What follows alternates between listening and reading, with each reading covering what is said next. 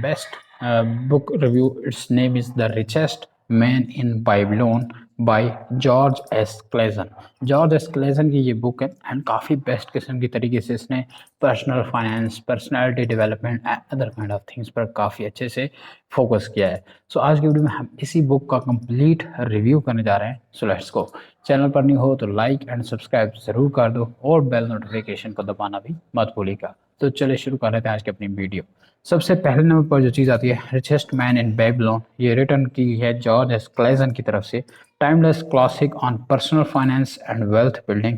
First published in 1926, the book presents essential financial principles through a series of parables set in ancient Babylon, illustrating how basic financial wisdom. इसमें कुछ मिसालों के साथ है कि ancient बाइबलोन में किस तरीके से मनी को प्रिजर्व किया जाता था, बाकी काइंड ऑफ थिंग्स जो थे कि कैसे उनका पर्सनल फाइनेंस काम करता था और किस तरीके से वो खुशहाल लोग थे, वो प्रॉस्पेरस लोग थे, कौन कौन सी ऐसी टिप्स थी वो यूज़ करते थे, कौन कौन सी ऐसी हैबिट्स थी जो वो यूज़ करते थे टू बी फाइनेंशियली इंडिपेंडेंट। तो आज की वीडियो में वही सारी चीज़ें हम देखने जा रहे हैं इस बुक के थ्रू। So let's go. सबसे पहले नंबर पर जो इस बुक के कुछ की टेक अवेज हैं मैं वो बात करूंगा। थीम्स हैं इसके। पहला थीम है इसका द इम्पोर्टेंस ऑफ सेविंग। इसमें बताया जाता है कि सेविंग पर्सन आप कैसे बन सकते हो। ठीक है, सेविंग पर्सन मीन कि आपकी सेविंग किस हिसाब से काम करे, कैसे आपने कैसे सेविंग करके आप क्या किस तरीके से अपनी मनी को मैनेज कर सकते हो, मनी बिल्डिंग कर सकते हो। गैर ज़रूरी चीज़ों पर आप खर्च करने की बजाय आप अगर सेविंग पर्सन बनते हो तो उसका वो कितना बेनिफिट हो सकता है वो हमें यहाँ पर देखने को मिल जाता है।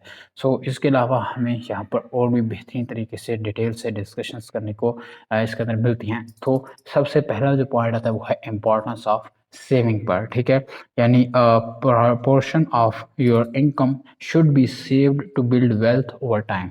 यानी इसमें ये पहला पॉइंट बताया जाता है कि आपकी जो भी इनकम है, let's suppose you are a working person, ठीक है, जॉब पर्सन, आपकी मंथली अर्निंग है 20 to 50,000, चले 50,000 लेट्स सपोज आपकी मंथली अर्निंग है।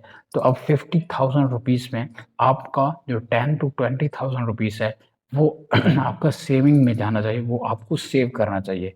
सेविंग के बहुत सारे फ़ायदे हैं। ठीक है, लेट्स सपोज आप कभी किसी ऐसी सिचुएशन में इंडल्ज हो गए जहाँ पर आपको मतलब काइंड ऑफ थोड़ा अनपैथेटिक फील करना पड़ेगा, काइंड ऑफ थोड़ा वहाँ पर लोगों से आप लोन ले सकते हो या बैंक से लोन ले सकते हो। सो इन दैट केस वो लोन जो होगा वो इंटरेस्ट के साथ आएगा। तो इंटरेस्ट जब आएगा तो अल्टीमेटली वो रिजल्ट्स बुरा ही करेगा। सो उससे बचने के लिए आप क्या करोगे कि आपने सेविंग करनी है, थोड़ी थोड़ी डेली सेविंग करोगे, मंथली सेविंग करोगे तो that leads to a bigger change और उसकी वजह से आप एक बिगर चीज़ ले सकते हो, एक बेस्ट चीज़ ले सकते हो। Okay, so importance of saving में हमें ये फर्स्ट स्टेप समझाया जाता है। सेकंड नंबर पर जो चीज़ हमें समझाई जाती है वो है कंट्रोलिंग एक्सपेंडिचर्स। सेविंग भी ठीक है, वो भी आपने करनी ही करनी है, बट सेकंड थिंग है वो भी बहुत इंपॉर्टेंट है एंड वो है अपने एक्सपेंडिचर्स को, अपने खर्चों को कम करके। ठीक है, जो आपके एक्सपेंडिचर्स हैं, जो आपके खर्चे हैं वो जितने महदूद होंगे, वो जितने लिमिटेड होंगे, इतनी आपकी सेविंग्स ज़्यादा होंगी। अब आप एक लेविश लाइफस्टाइल की तरफ जाओगे, आप एक्सपेंडिचर्स अपने हाई करोगे तो अल्टीमेटली आपकी सेविंग्स कम होंगी। जब आप एक नॉर्मल फ्रूगल लिविंग रहोगे, सिंपल लिविंग रहोगे, आपके एक्सपेंडिचर्स कंट्रोल होंगे, वो नॉर्मल एक्सपेंडिचर्स होंगे, कंट्रोल्ड एक्सपेंडिचर्स होंगे, तो अल्टीमेटली आपकी सेविंग्स भी काफ़ी अच्छी रहेंगी। सो ये हमें यहाँ पर दूसरा स्टेप बताया जा रहा है कि कंट्रोलिंग योर एक्सपेंडिचर्स, आपको अपने एक्सपेंडिचर्स को कंट्रोल करना आना चाहिए।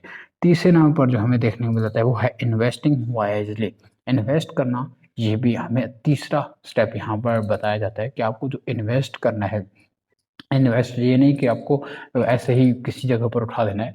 जिस जगह पर इन्वेस्ट करना है सबसे पहले उसके बारे में आपको नॉलेज हो, एक कंप्लीट आइडिया हो, उसमें रिस्क लेने का आपको पता हो, कैलकुलेटेड रिस्क का आपको पता हो, आपको काइंड ऑफ ये सारी चीज़ें पता हो, उसके नुकसान हो सकता है तो कितना हो सकता है, फ़ायदा हो सकता है तो ऑलमोस्ट कितना हो सकता है। आपको उसके अंदर फ्लेक्सिबल रहना होगा कि इन केस अगर कोई नुकसान हो जाए तो आप उसकी भरपाई कर सको, उसको रिकवर कर सको। That's how. ओके, तो इस तरीके की मदद से easily you can achieve your goal, you can achieve whatever you want and that's how ये चीज़ें यहाँ पर हमें इस बुक के अंदर इजीली समझने को मिल रही हैं। फिर हमारे पास फोर्थ नंबर आता है seeking council from the wise. Wise जो यहाँ पर हमें जो इस बुक के ऑथर हैं वो कह रहे हैं कि वाइज यानी आप पर लोग जो हैं वही आपको अच्छे से गाइड कर सकते हैं, जो अपनी फील्ड के पायनियर हैं, जो अपनी फील्ड के जो है वो एडवांस्ड लोग हैं, अपनी फील्ड के जो बेहतरीन एक्सपर्ट्स हैं, वही आपको एक एक्सपर्ट राय दे सकते हैं। हर बंदा आपको राय नहीं दे सकता। इस चीज़ से आपको बाहर आना होगा कि हर बंदा आपको राय दे सकता है और हर बंदे से आप राय मांग रहे होंगे, तो ऐसा आपने नहीं कर सकते। आपने उस फील्ड के जो एक्सपर्ट्स हैं उनके साथ आपने डिस्कशंस करनी है, एक्सपर्ट्स के साथ ही आपने बैठना है, ठीक है। तो आपने क्या करना है कि आपने जो राय लेनी है, जो आपने एक ओपिनियन लेनी है, वो आपने ओपिनियन आपने लेनी है, जो एक एडवाइस लेनी है, काउंसलिंग अगर आपने लेनी है तो आपने उस फील्ड के एक्सपर्ट्स, उस फील्ड के पायनियर्स, उन लोगों से आपने लेनी है ताकि उसका आपको अल्टीमेटली कोई फ़ायदा हो। Instead of wasting your time और instead of focusing on undistracted thing या डिस्ट्रैक्शंस पर फोकस करने की बजाय या किसी भी की कोई भी बात मान लेने की बजाय अपने एक्सपर्ट्स को लेना है और अपनी फील्ड के जो मेंटोर्स हैं उनकी बात को समझना है और उनकी तरह से सीखना है, ठीक है। सो ये कुछ इसके की थीम्स हैं। अब चलते हैं इसके चैप्टर्स में, इस बुक्स के कौन कौन से चैप्टर्स हैं, कैसे कैसे डिवाइड हैं, किस चैप्टर्स में क्या चीज़ें हैं, वो अब हम देखते हैं। पहला चैप्टर है वो मेनली डील करता है the man who desired gold. ऐसा बंदा जिसको गोल्ड की तलब हो। ये स्टोरी है, इसमें एक करेक्टर है बेंसिर, कैरियट बिल्डर, जो एक कैरियट बिल्डर है who dreams of wealth but struggles financially. जो ड्रीम कर रहा था वेल्थ की, बट फाइनेंशियली काफ़ी ज़्यादा उसके पास स्ट्रगल कर रहा था, उसके पास इतने हालात नहीं थे कि वो 2 वक्त की रोटी भी खा सके। तो उसकी स्टोरी को यहाँ पर पोर्ट्रे किया है ऑथर ने काफ़ी एक ब्यूटीफुल तरीके से, काफ़ी बेहतर तरीके से हमें उसकी स्टोरी को यहाँ पर ऑथर पोर्ट्रे करते नज़र आ रहे हैं, ठीक है। उस वो कैसे सीख करता है एडवाइस मेंटोर से, कैसे वो ये स्टेप्स लेता है, फिर कैसे वो खुद अपने आप को इसके अंदर लेकर चलता है वो, और अल्टीमेटली वो आखिर में फाइनेंशियली इंडिपेंडेंट हो जाता है। तो ये जो हमें स्टोरी सुनाई गई है ये बाइबलोन की तरफ से, बाइबलोन के एक बंदा था बेंसर, उसकी स्टोरी है। तो क्रेडिबल स्टोरी हमें यहाँ पर देखने को मिल रही है। चैप्टर 2 आ जाता है द रिचेस्ट मैन इन बाइबलोन। अब 2 किस्म के लोग हैं, एक जो गोल्ड डिजायर्ड करता है वो है, दूसरा है द रिचेस्ट मैन, ठीक है, जो उस टाइम का बाइबलोन का रिचेस्ट मैन था। उसको लग्जरी लाइफ पसंद थी, सिंपलिसिटी उसको अच्छी नहीं लगती थी, हर वक्त गोल्ड की नुमाइश करना और पैसे लौटाना, लग्जूरियस लाइफ जीना। और अल्टीमेटली कुछ सालों के बाद वो उसके पास पैसे ख़त्म हो गए या बिल्कुल कम पड़ गए। तो यही चीज़ थी। जबकि दूसरा जो बंदा था जो एक फ्रूगल वे में निकल रहा था, एक अल्टीमेट मेंटोर्स की राय लेकर चल रहा था, वो कुछ अर्से के बाद उससे ज़्यादा अमीर हो गया। तो ये 2 स्टोरी हमें बताई गई है। और the way of story telling आप देख सकते हो ऑथर की, कि पहले उसने एक बंदा बताया जिसको गोल्ड चाहिए, दूसरे नंबर वो बताया जिसके पास ऑलरेडी है। तो अब इनको तो डिफरेंस बताया। यही होता है एक सेल्फ मेड मिलियनर और एक इनहेरिटेड मिलियनर के दरमियान फ़र्क, जो हमें यहाँ पर अगेन से बताया जाता है। फिर तीसरा चैप्टर यहाँ पर डील करता है the richest man in Babylon के बाद हमारे पास तीसरा चैप्टर आता है 7 curse cures for a lean purse. आपको 7 स्टेप्स यहाँ पर बताए जाते हैं एक बेहतर फ्रूगल लाइफ, एक बेहतरीन लाइफ जीने के लिए। सो आर्कड आउटलाइंस 7 की principle for building wealth including saving. सबसे पहले आपको सेविंग पर फोकस करना है, जिस पर ऑलरेडी हम डिस्कस कर चुके हैं। तो सेविंग पर आपका फोकस मेनली होना चाहिए, आपको सेव करना आना चाहिए, आपको सेवी पर्सन होना चाहिए। आपके पास जब भी कोई सैलरी आपकी आए, जो आपकी पे आए, तो आपको सबसे पहले अल्टीमेटली उसमें से सेविंग अलहदा करना है, उसके बाद बाकी डील करनी है। तो सबसे पहले आपको सेविंग पर फोकस करना है। दूसरा आता है इन्वेस्टिंग। अब उस सेविंग को डबल डाउन करने के लिए आपको इन्वेस्ट भी करना है टाइम टू टाइम, आपको पैसिव इनकम स्ट्रीम्स भी लेने हैं जिनसे आपकी वो इन्वेस्टमेंट डबल हो, मल्टीपल इनकम स्ट्रीम्स हों, यहाँ से आपकी इनकम डबल होगी, ट्रिपल होगी। फिर है इसके बाद वाइजली टेकिंग, आपने काउंसलिंग लेनी है वाइज लोगों से, वाइज मेंटोर्स लेने हैं, उनसे आपने मशवरा लेना है। And seeking counsel from those experienced in financial matters, हो उन्हीं लोगों से एडवाइस लेनी है तो इन फाइनेंशियल मैटर्स के अंदर काफ़ी एक्सपीरियंस्ड लोग हों। अब आ जाता है chapter 4 which is meet the goddess of good luck. यहाँ पर हमें एक गॉडेस ऑफ गुड लक का इंट्रोडक्शन दिया जाता है। एक इमेजिनरी सिचुएशन है लेकिन उसके अंदर हमें काफ़ी बेहतर लेसन मिलता है। वो है explore the concept of opportunity and how being prepared and taking action can lead to good fortune and financial endeavours. यानी कैसे बेहतरीन फैसले और बेहतरीन रास्ता पकड़कर आप एक फाइनेंशियली इंडिपेंडेंट हो सकते हो। सो इसके अंदर हमें वो चीज़ समझने को मिलती है। फिर इसके बाद हमारे पास चैप्टर 5 आ जाता है द 5 लॉज ऑफ गोल्ड।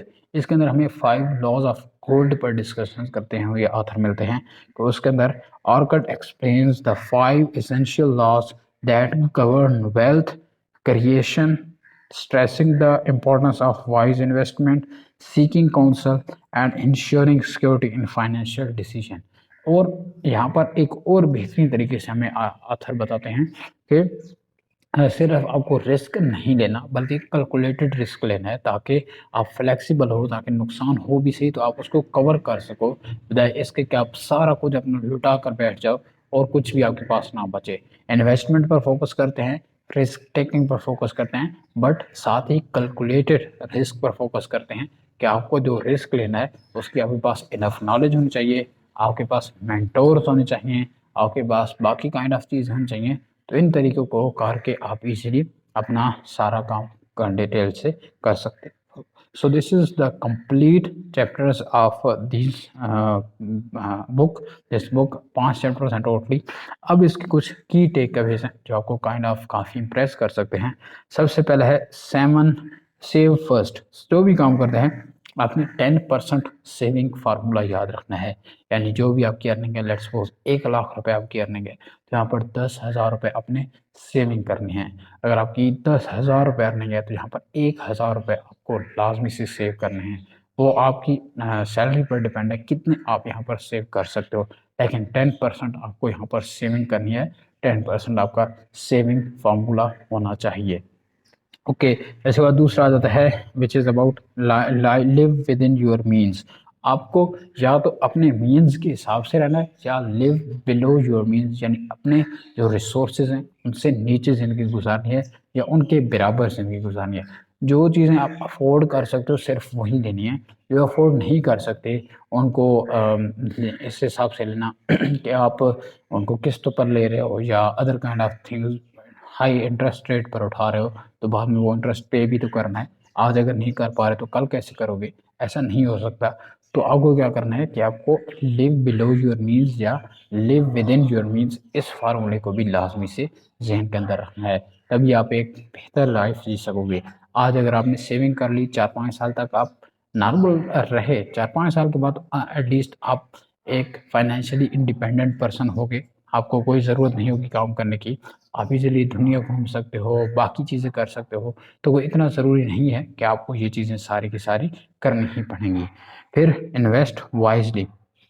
यहाँ पर हमें ये बताते हैं कि जो भी आपने इन्वेस्ट करनी है उसमें कुछ चीज़ों का आपने ख्याल रखना है कि आपको जो भी चीज़ करनी है वो इन्वेस्ट वाइजली सोच समझ कर करनी है अच्छे तरीके से। जहाँ पर भी इन्वेस्ट कर रहे हो उसकी एनफ नॉलेज हो आपके पास, उसकी एनफ डिटेल्स हो आपके पास, उस बंदे की एनफ डिटेल्स हो जिसके साथ आप इन्वेस्ट कर रहे हो, उस फील्ड की इनफ डिटेल्स हो ताकि कल कुछ हो जाए तो आपको एटलीस्ट पता तो हो कि ये चीज़ें किस तरीके से चल रही हैं, कहाँ पर चल रही हैं। तो आपको इनफ डिटेल्स भी यहाँ पर मिल जानी चाहिए। फिर लास्ट में हमें आंसर बताते हैं लर्न फ्रॉम द वाइज, यानी आपने सीखना है और सीखना भी वाइज लोगों से है जो अक्लमंद लोग हैं अपनी फील्ड के, जो अपनी फील्ड के पायनियर हैं, एक्सपर्ट्स हैं, आप उनसे सीखना है। जब आप उनसे सीखोगे उन्होंने कुछ मिस्टेक्स की होंगी वो आपको बताएंगे कि ये मिस्टेक आपने नहीं करनी, उन्होंने कहीं पर कुछ ऑब्स्टेकल्स फेस किए होंगे वो आपको बताएंगे कि ये आपने नहीं करना है, उन्होंने कहीं पर कुछ मतलब कहीं बार कोई गलती कर दी होगी वो आपको उससे अवॉइड कराएंगे। तो जो उन्होंने सफ़र 2 साल 4 साल में तय किया होगा वो आप 6 माह 1 साल के अंदर कंप्लीट कर सकते हो। So that's the power of a mentorship, आपको ज़रूर लेनी चाहिए। अब इसके कुछ स्ट्रेंथ्स और वीकनेसेस हैं वो भी हम जल्दी से डिस्कस कर लेते हैं।